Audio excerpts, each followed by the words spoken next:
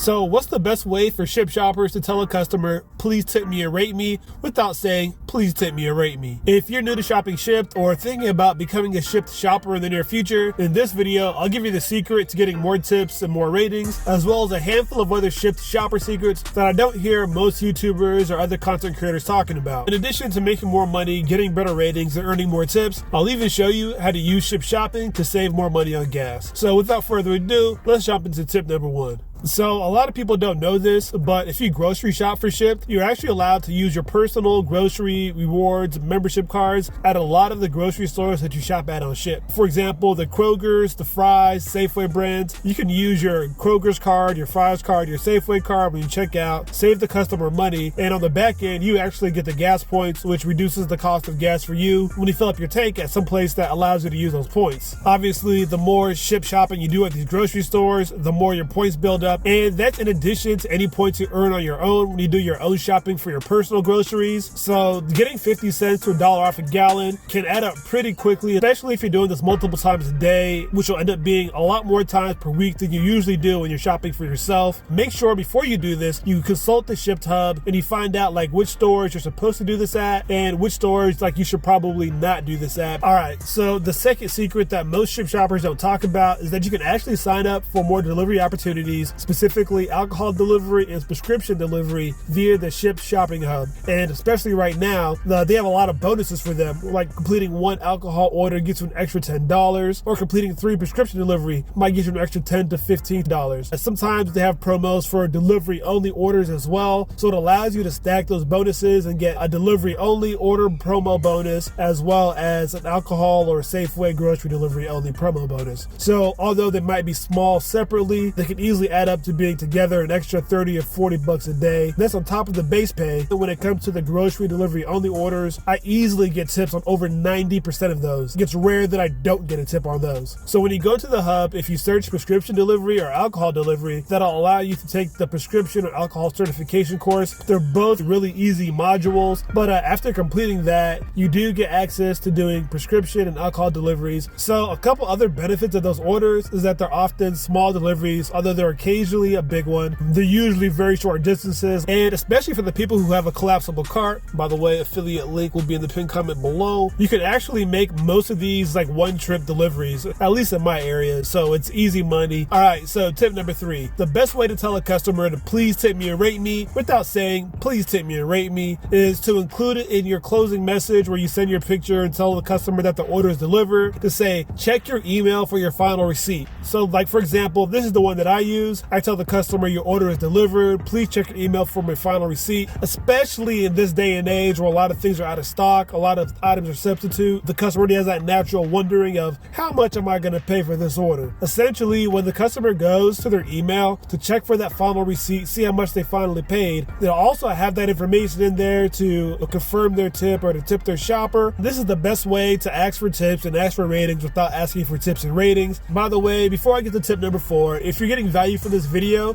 do me a favor and hit that like button. It tells YouTube that this video is good for the community and it helps us spread out to and help more people. So I'd appreciate if you did that. But let's jump back into the content. All right, so tip number 4 is that the best days of the week to shop for Shipt, as well as the best times of day on those days of the week, are all located in the Shipt Hub. If you search in the Shipt Hub like peak days or peak times, an article will come up that'll give you, based on your region or through one of the top 15 metros, based on your specific city, the best days of the week to shop Shipt, the busiest times, the peak times for your market. Now, in general, evenings and weekends are the best time to shop Shipt, with at least in my metro, Saturday and Sunday being the busiest days. So that's where I do the majority of my shopping. Now, if you plan your schedule around this information, you're basically guaranteeing yourself to be shopping during the busiest of times, having less downtime and less non-busy time, and basically making more money per hour when you shop during these times. Now, before I get to tip number 5, I got to do a quick Shipt trip real quick, so I'll be back in a moment. So like this order was supposed to take me over an hour to shop, and it's been about 20 minutes.